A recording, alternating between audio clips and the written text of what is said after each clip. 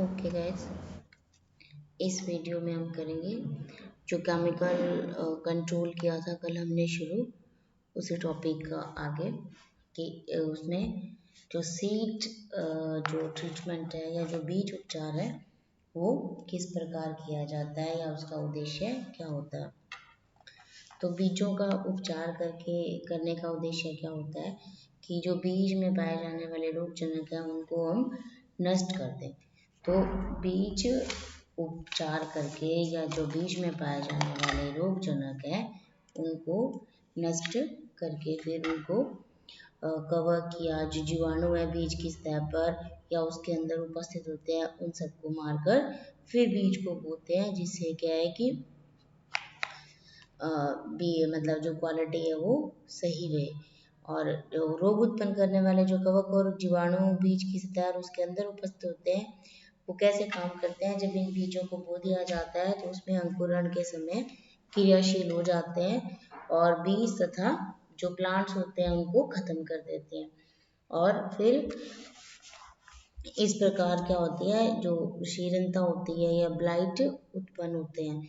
तो इसमें क्या तीन प्रकार के बीज उपचारक जो रसायन है वो तीन प्रकार के होते हैं। एक होता है बीज विषक्रमी या संक्रमणहारी, और सेकंड होता है बीज विग्रसनहारी या पीड़ाहरणहारी, और थर्ड होता है बीज संरक्षी या रक्षक। तो फर्स्ट जो होता है वो किस प्रकार का रसायन होता है, जो बीज विषक्रमी या संक्रमणहारी है वो कैसा होता है कि रोगजनकों के उन्मूलन के लिए इन केमिकल्स का प्रयोग किया जाता है, जो बीजों को संक्रमित करके बीज को खराब कर देते हैं या उसके जो टिश्यूज है उसको खराब कर देते हैं। तो जैसे गेहूं और जौ का श्लंड कंद या अनावृत कंडवा, जौ का धारी रोग, टमाटर कराई जो टोनिया रोग, इनको कंट्रोल करने के लिए इस प्रकार के रसायनों का प्रयोग किया जाता है। लगभग 30-35 वर्ष पहले क्या होता था कि रोगाणुनाशक या बीज संक्रमण के लिए भौतिक विधियों का प्रयोग किया जाता था, जैसे उष्ण जल उपचार मीन्स गर्म पानी का जो ट्रीटमेंट था, फिर सोलर जो एनर्जी है उससे उपचार किया जाता था। परंतु अब क्या है, करंट में या जो वर्तमान में है उसमें कवकनाशी यूज किए जाते हैं, जैसे कार्बोक्सिन है ना, कार्बन डाइजाइन, बेनोमाइड, ये जो केमिकल्स का प्रयोग होता है ये विसंक्रामी या संक्रमणहारी होते हैं। सेकंड हमारे पास है बीज विग्रसनहारी या पीड़ा हरणहारी। तो ये क्या होते हैं, ये भी रोगजनकों को नष्ट करते हैं। इनके लिए कवकनाशी प्रयोग किए जाते हैं, जो धूली या बुकनी या निलंबनशील अथवा जल के मतलब जल में उसको घोल के यूज कर सकते हैं। तो ये क्या होता है, इससे बीज बोने के लंबे समय तक ये क्रियाशील नहीं रहते हैं, मतलब कुछ समय तक तो ये असरदार है, उसके बाद ये असरदार नहीं रहते हैं।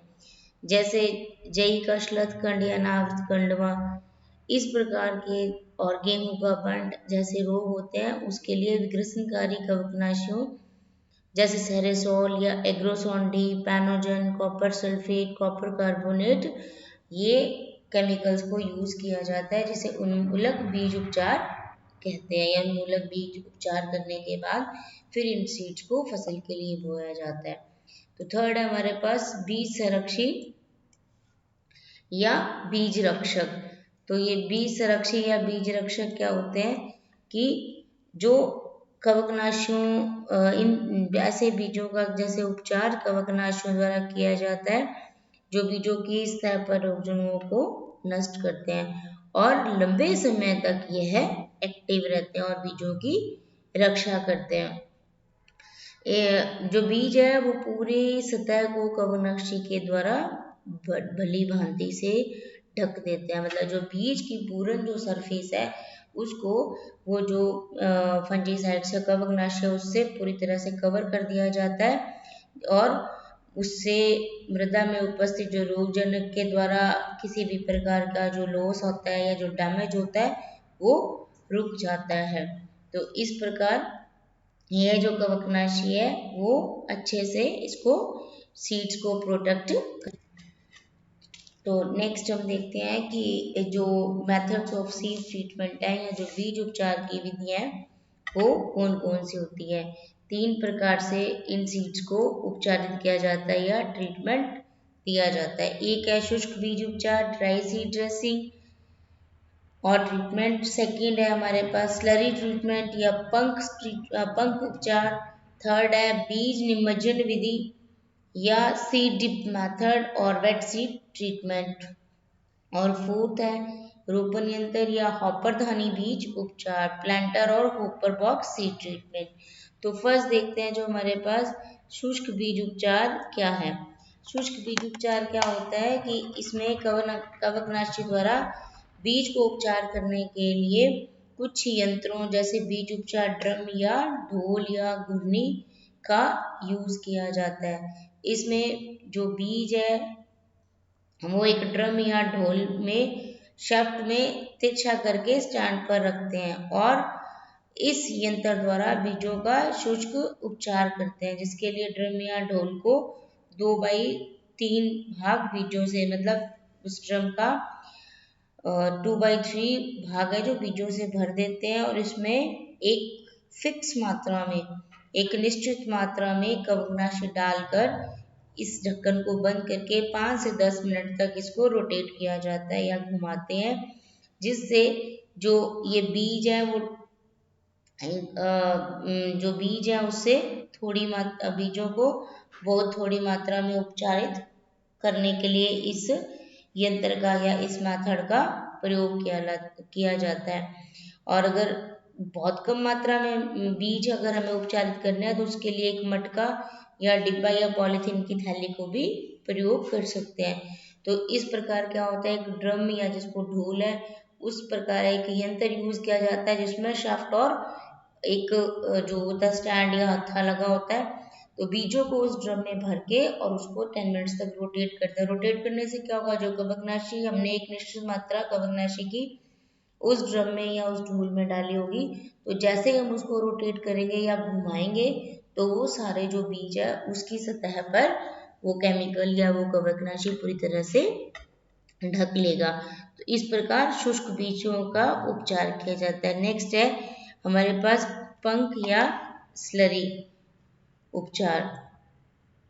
पंख या स्लरी उपचार क्या होता है, इसमें बीजों को बहुत बड़े पैमाने पर रासायनिक उपचार करने के लिए यूज किया जाता है, जिसमें क्या करता है जो संयंत्र होते हैं या जो मशीन्स होती हैं उसमें कवकनाशी की आवश्यक मात्रा को जल में अर्धतलब सूप के समान बनाकर बीजों की सतह से चिपका दिया जाता है और फिर बीजों को थैलियों में भरने से पहले मशीनों द्वारा स्लरी उपचार कर दिया जाता है।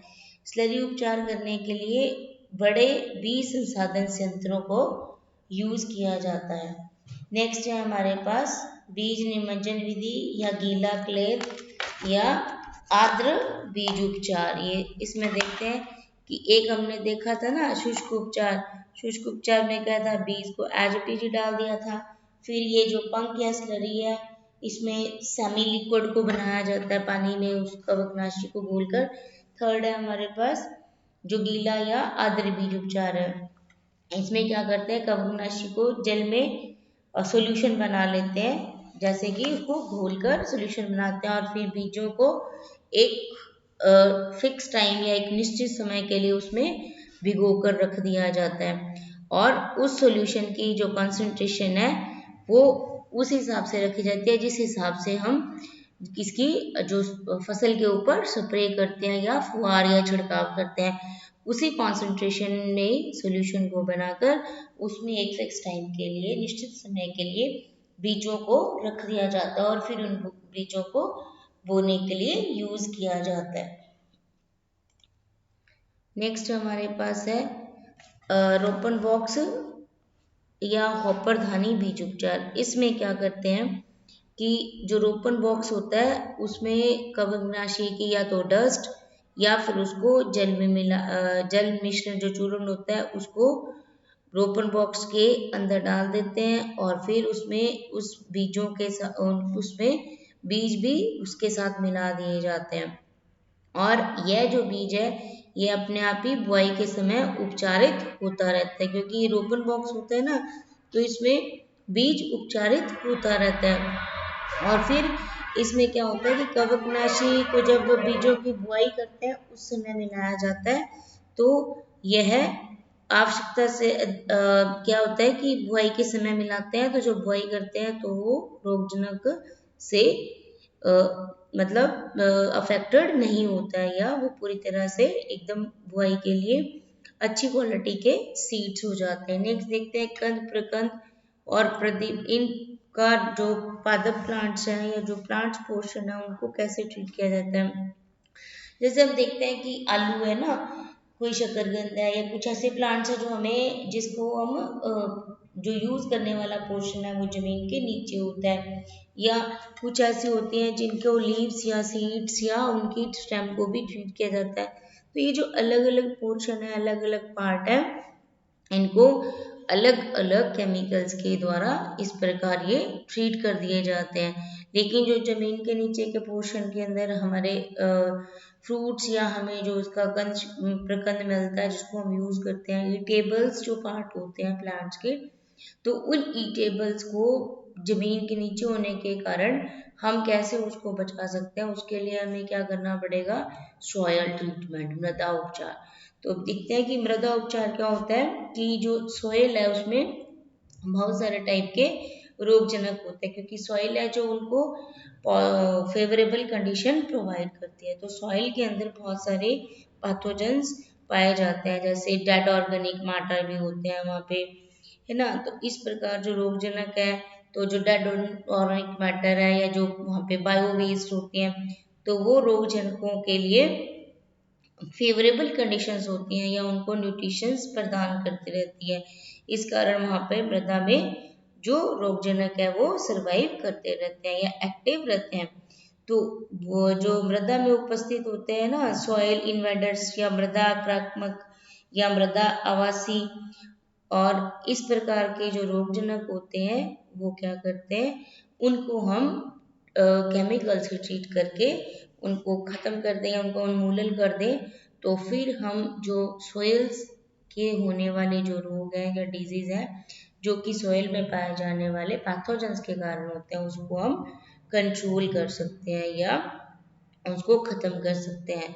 तो इसमें जो रसायन उपयोग होते हैं वो कैसे होते हैं, जब हम सोइल को ट्रीट करते हैं तो उसके जो केमिकल्स हैं वो वॉलेटाइल या वॉशशील या नॉन वॉलेटाइल दोनों ही जैसे हो सकते हैं। तो जो निमेटोड्स होते हैं ना, पाए जाते हैं सॉइल में उपस्थित, इन निमेटोड्स को कंट्रोल करने के लिए वाष्पशील रसायनों का प्रयोग किया जाता है। तो इस प्रकार अलग अलग तरह से ट्रीट करते देखते हैं कि जो केमिकल उपचार है उसके मेथड्स कौन कौन से हैं। इसमें फर्स्ट हमारे पास है घोल या विलियन, घोल या विलियन फर्स्ट मेथड, जिसमें क्या करना होता है कि जो कवकनाशी है उस केमिकल का घोल बनाकर और उस मृदा या सोइल में डाल दिया जाता है, और उसकी जो कंसंट्रेशन होती है वो कंसंट्रेशन वही रखी जाती है जो स्प्रे के टाइम केमिकल्स की होती है। तो सेम ही कंसंट्रेशन का वो सॉल्यूशन होता है जिसको मृदा में मतलब डाल दिया जाता है, और उसके बाद उसमें लगभग 10 से जो कवकनाशी है वो अप्रोक्सीमेट 10 to 15 सेंटीमीटर जमीन के नीचे तक रहते हैं और भूमि को नम कर देते हैं। तो इस विधि से क्या हो जाता है कि आर्द्रपतन या मूल विगलन हो जाता है। इस प्रकार के रोगों को कंट्रोल किया जाता है, और बीज को बोने से पहले या बाद में दोनों ही कंडीशन में ये ठीक रहती है, ये जो मेथड है। तो इसमें क्या होता है कि जो सोइल में हमारे पास पैथोजन पाए जाते हैं, अगर हम केमिकल को सॉल्यूशन बनाकर एक निश्चित कॉन्सेंट्रेशन के साथ उस सॉइल में डाल देते हैं, तो जो सोइल है उसमें उपस्थित जो रोगजनक है वो उनका उन्मूलन हो जाता है। सेकंड है धूली या बुकनी, मतलब किस प्रकार हम उसको डस्टिंग कर सकते हैं या उसको जो ग्रैनुअल है उसको कैसे पाउडरी फॉर्म को हम यूज कर सकते हैं।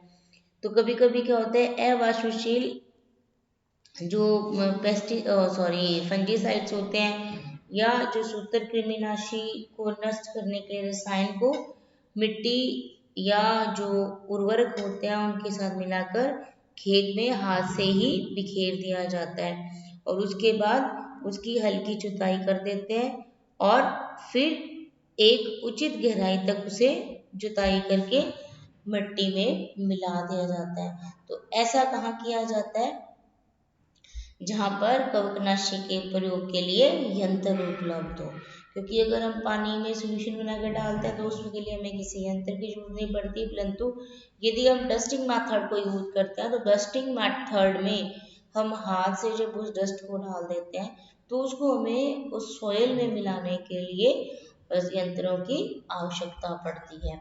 नेक्स्ट है हमारे पास खूड़ अनुप्रयोग या पंक्ति या जिसको कह सकते हैं आप रो ट्रीटमेंट। इसका इस प्रकार का मेथड कब यूज करते हैं, जब बुआई या रोपण के टाइम डस्ट या दानों को जल में घोलकर डाल दिया जाता है। और यह मेथड क्या होता है, जो डिजीज है या जो इन्फेक्शन है, संक्रमण है, उनको कंट्रोल करने के लिए बेस्ट माना जाता है। इसमें क्या होता है, जो पौधों के आधार पर उत्पन्न होते हैं वो डिजीज के लिए ये बेस्ट मेथड है जिससे इनको डिजीज को हम कंट्रोल कर सकते हैं। इसमें क्या होता है, जो बिखेरने की जो मेथड है, मतलब जो कवकनाशी है वो बहुत कम मात्रा प्रति हेक्टेयर खर्च करते हैं। तो नेक्स्ट देखते हैं हम इसमें फोर्थ जो मेथड है, वो है स्थल अनुप्रयोग या उपचार। तो इसमें क्या करता है कि ऐसा जो पहाड़ियों में उगाई जाने वाली फसलें होती है ना, जो सीढ़ियों में बना के खेती की जाती है, उनमें इस प्रकार की कवकनाशी या सूत्रकृमिनाशी को पंक्ति अनुप्रयोग मतलब एक लाइंस बनाकर डाल दिया जाता है। और पट्टीदार स्ट्रिप एप्लीकेशंस, इसमें जैसे अंगूर या सिट्रस के जो प्लांट्स होते हैं उनके लिए एक पट्टीदार रोपण होता है कि उसमें स्ट्रिप्स बनाकर उनके सीड्स को बुआई की जाती है। तो उसमें छिटकवा विधि की तुलना में 50% रसायन की बचत हो जाती है। और इस विधि में एक डीमेरिट ये है कि इसमें कर्षण क्रियाओं और सिंचाई का पुनः संदूषण हो जाता है। और नेक्स्ट मेथड हमारे पास होता है खड्डों में डालना, कि हम क्या करते हैं जब फल या ऐसा कोई उद्यान लगाते हैं जिसमें हम कलम रोपण या खड्डों में फल वृक्षों को लगाते हैं, तो कवकनाशी का जो चूर्ण है वो जल में घोल कर ही डाल दिया जाता है। तो इस प्रकार उपचार करके रोगों को नियंत्रित किया जाता है। और नेक्स्ट होता है हमारे पास रोपण स्थल अनुप्रयोग प्लांटेशन साइट एप्लीकेशन।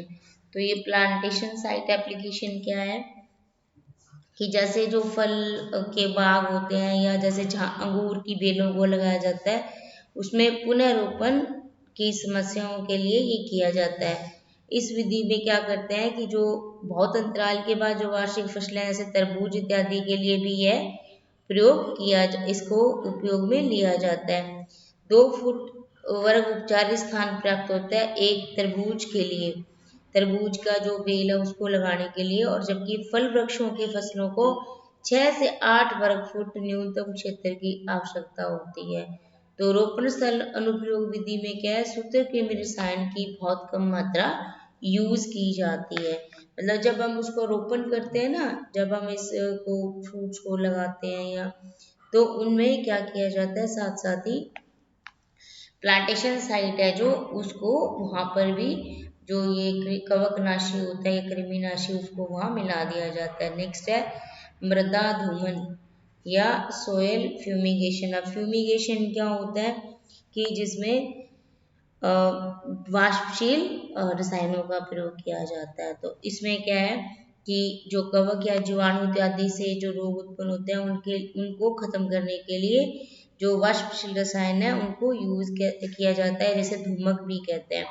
तो जैसे क्लोरोपिक्रीन, मैथिल ब्रोमाइड, डीबीसीपी जो ऐसे केमिकल्स होते हैं उसमें जो मृदा में प्रयोग करते हैं या तो वाष्पित हो जाते हैं या फिर आर्द्रता के संपर्क में आते हैं और गैसों के रूप में इनका अपघटन हो जाता है, और जिससे ये जो सॉइल पार्टिकल्स है उसमें पाए जाने वाले जो सूत्रकृमि हैं, ये जो पैथोजेंस हैं, उनको मार देते हैं। तो इस प्रकार क्या होता है कि ये अलग अलग प्रकार से एक बीजों को उपचारित किया जाता है या बीजों को अलग अलग ट्रीटमेंट देकर फिर उसको बुआई की जाती है, जिससे जो पैथोजन है या सॉइल को जब ट्रीट करते हैं तो सॉइल में उपस्थित जो पैथोजेंस हैं या जो कवक जिसको होते हैं या सूत्रकृमि या निमाटोड्स हैं, उनको नष्ट करने के लिए डिफरेंट डिफरेंट मेथड्स को यूज़ किया जाता है।